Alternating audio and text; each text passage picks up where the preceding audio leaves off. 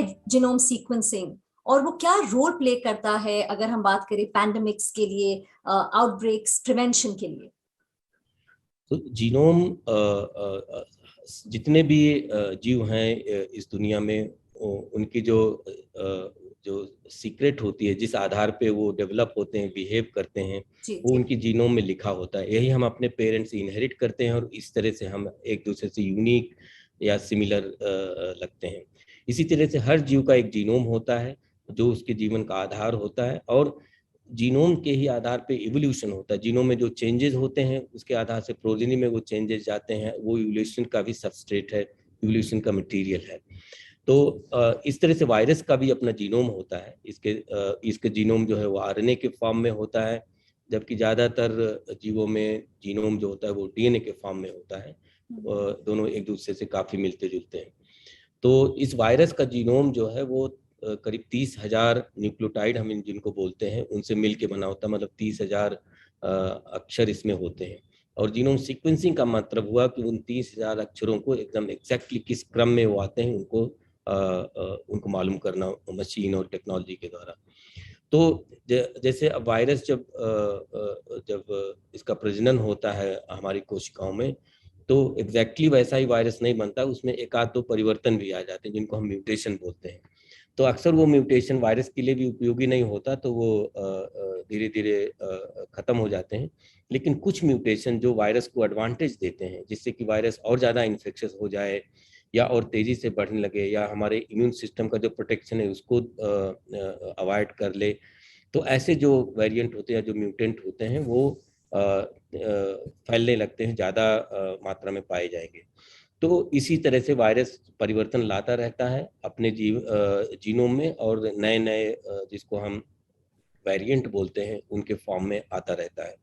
तो इसका मतलब ये हुआ कि अगर हम वायरस के जो चेंजेस हैं उनको फॉलो कर रहे हैं और उनसे देख रहे हैं कि अचानक से कहीं केस बढ़ने लगा तो ये नया वेरिएंट आ गया, या लोगों ने कुछ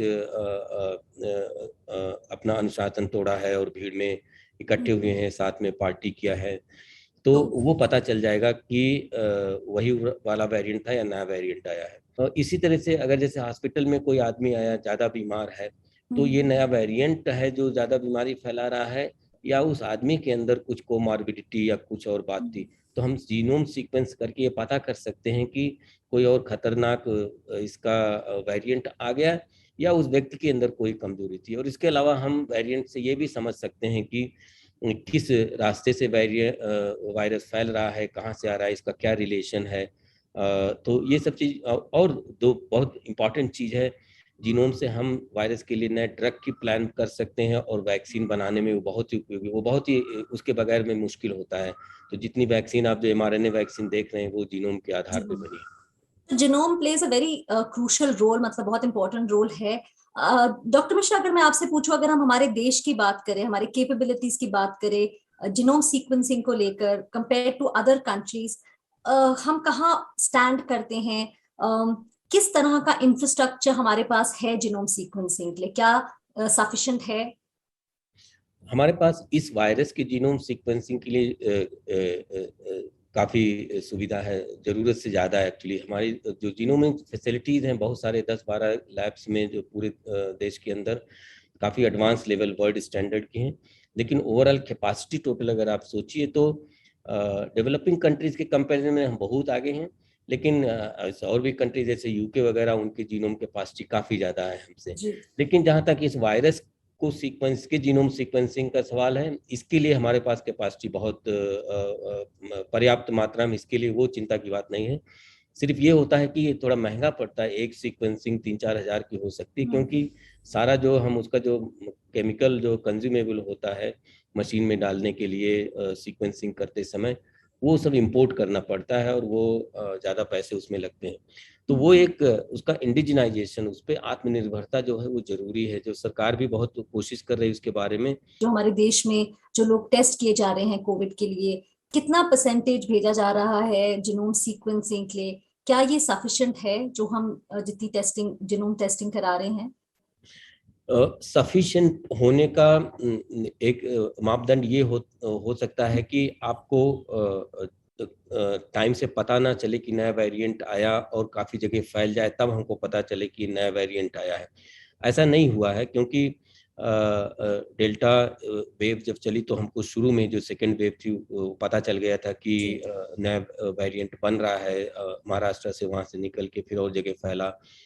शुरू में दिल्ली एयरपोर्ट के थ्रू अल्फा वेरिएंट भी आया था यूके से, उसका हमको पता था कि वो दिल्ली, पंजाब और उस जगह पे फैल रहा है। जबकि साउथ में ज़्यादातर डेल्टा वेरिएंट था, क्योंकि अल्फा नहीं आ पाया था। हमने उसको एयरपोर्ट पे अच्छी तरह से प्रिकॉशन के द्वारा उसको रोका हुआ था। तो और जैसे नया ओमिक्रॉन भी जब आया, बेंगलोर में पहले डिटेक्ट हुआ, फिर और जगहों पे धीरे धीरे डिटेक्ट हुआ। मतलब कि समय पे हमको इन सब का पता चलता रहा है, और कभी ऐसा नहीं हुआ है कि हमको पता ही नहीं चला हो और वेरिएंट फैल गया हो। इसका मतलब हुआ कि हमने जीनोम सीक्वेंसिंग उचित मात्रा में किया है। सीक्वेंसिंग हम उचित मात्रा में कर रहे हैं, लेकिन अब हमको उसे कम नहीं करना चाहिए उसको, बल्कि पूरे देश में सैंपलिंग करके ये पता करना चाहिए कि कहीं नया वेरिएंट निकल तो नहीं रहा है। स्केलिंग जरूरी है हमको। जैसे अब अगर 1000 केस रोज बन रहे हैं तो उसको तो हम 10% भी सीक्वेंस कर सकते हैं, क्योंकि तो नंबर तो बहुत कम है। जबकि अगर पीक चल रही है तो हम 1% भी कर लें तो बहुत ज्यादा है। तो वो एक हमको एडजस्ट करना चाहिए, क्योंकि कैपेसिटी हमारे पास काफी ज्यादा है। सबसे इंपॉर्टेंट चीज है कि हम क्या सीक्वेंस कर रहे हैं। अगर एक ही शहर से हम हजारों सीक्वेंस रोज कर रहे हैं, उसका कोई मतलब नहीं हुआ। हमको सैंपलिंग जो है उसकी एक स्ट्रेटजी अच्छी होनी चाहिए कि हर डिस्ट्रिक्ट से, हर ताल्लुक से सीक्वेंसेस सैंपल्स आए सीक्वेंसिंग के लिए हफ्ते में एक बार कम से कम।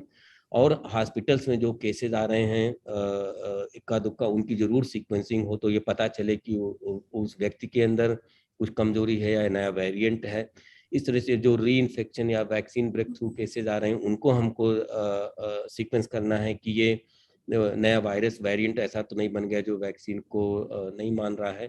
इस तरह से हमको एक स्ट्रेटजी बना के सीक्वेंसिंग की सैंपलिंग बहुत ही इंपॉर्टेंट होती है, और उसको फिर इम्प्लीमेंट करना।